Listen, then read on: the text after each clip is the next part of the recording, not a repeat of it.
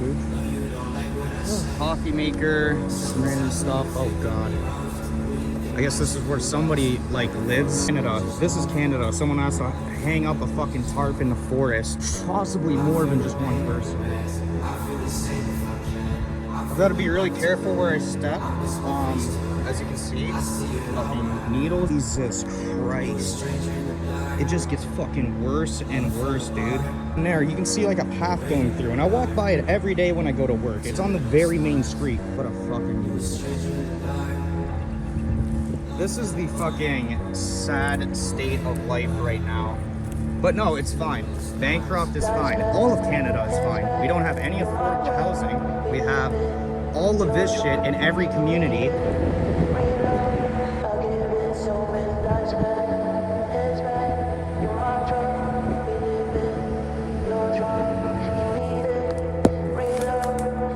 I guess like this works. Fucking put a tarp over it or whatever, and yeah, at least you're dry. Fuck, man.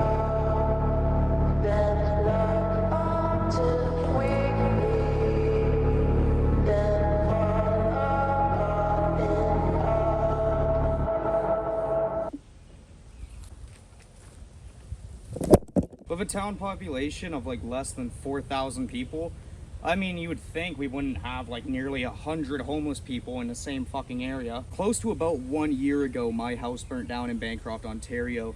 And since then, I've been kind of just floating about, living in trees and shit. I've been able to maintain by renting off of people who already have housing and renting a room off of somebody who already rents. And while I am on an emergency housing list, the average wait time for someone in a situation like mine who also has kids is about 5 to 10 years. This is Canada. Right now, it's basically impossible to rent a house if you have a normal job like I do. Like, I work full time, but there's nowhere that's affordable. It would literally take all of my salary to get a bachelor apartment and pay for food. That's without vehicle or anything else included. The housing market is horrible, with absolutely not a single city inside of Canada that is affordable to live in for anyone under 30. But people of my generation who are currently 20 years old will definitely be risking a mass homelessness problem within the next 10 to 20 years. Let's go around town and check out the reality of it all. I'm built differently, I'm built differently, I'm built differently, I'm built differently. But so that Canadians that want to find their way into a home are having to compete or take on deep-pocketed corporate investors. The average home price across Canada soared more than 30% during the pandemic. What is increasingly obvious is the growing divide between older households that have been building up equity and younger workers priced out of the housing market. It's time to face the facts. We have a housing crisis in Canada. There's that campsite from the start of the video, and just to show you guys, like, this is really close to town. Right next to that white building's where my house burnt down. Like, this is not that far from it. This is unfortunately the sad state of what happens once you go down a road where you just don't have any more hope. There's not only glass pipes and needles here, there's condoms too. Like, people have to fuck over here. This is Canada 2022, and this is where people have to hook up, because they can't fucking rent a bedroom to go bang their hookers. There's many simple outlining factors of why Canada in specific is in this situation. Let's take Bancroft, Ontario, for example. A town with 4,000 population. On the outskirts of our town are a lot of lakes, a lot of countryside area. It's not like we don't have enough space to house people. It's more or less of a fact that there's not enough houses being built. Canadians that are trying to either buy their own home or rent an affordable home, or in the case of Peggy, trying to stay in an affordable home, are all getting kicked in the teeth. A lot of these properties you're probably never going to be able to buy in your life. They range from $1 million all the way up to $3 to $4 million. And even just the standard price of a normal house in a small community is becoming outrageous. Now, both getting a new home for the middle class and homelessness connects right next to each other, and let me explain. My house burnt down. It made it hell for me to get a job.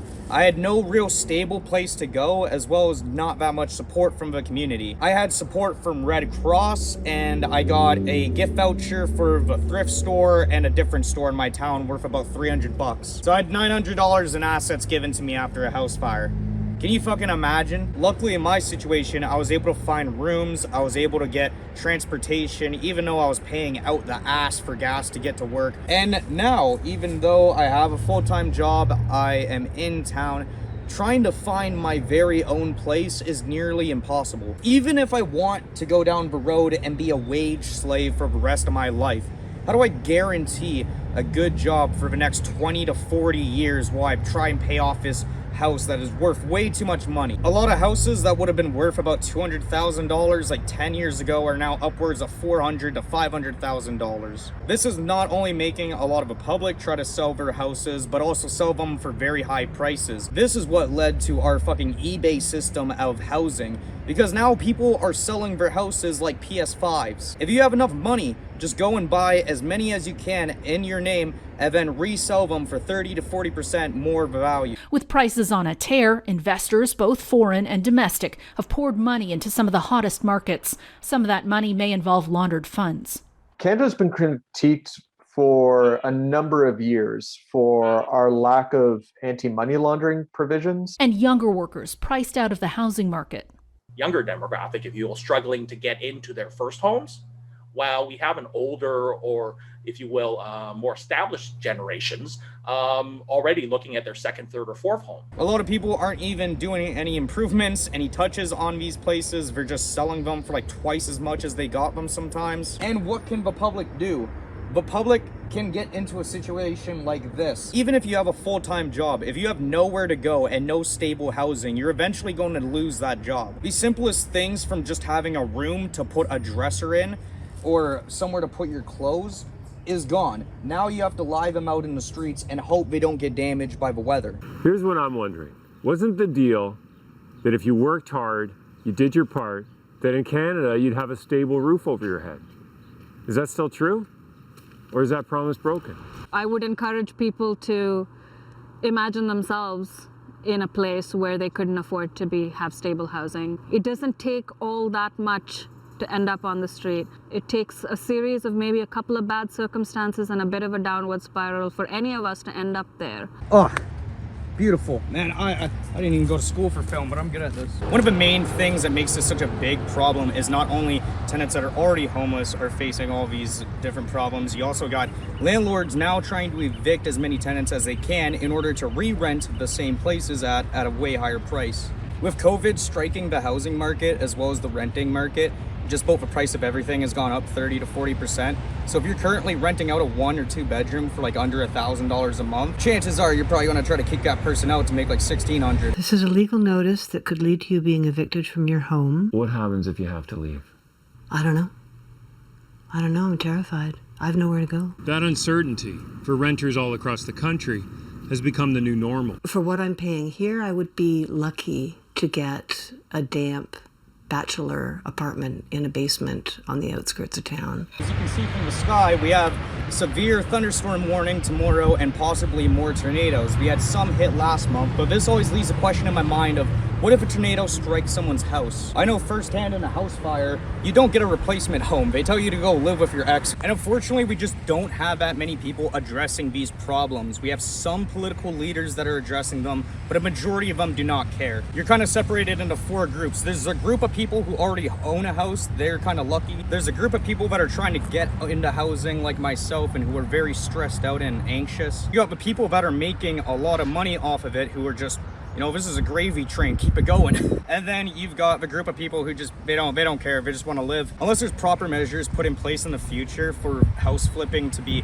not as easy as it currently is, as well as making money laundering harder to do through the housing market, there is going to be little to no change. The main point I'm trying to get across is that this can happen to anyone. And all it takes is an unfortunate series of events to take place after one another for a person to become a completely different person. How is my son in 16 to 18 years supposed to financially be able to find himself not only a place to live, but also a place to maybe move into and buy for his own one day? Canada has so much area. We have so much land.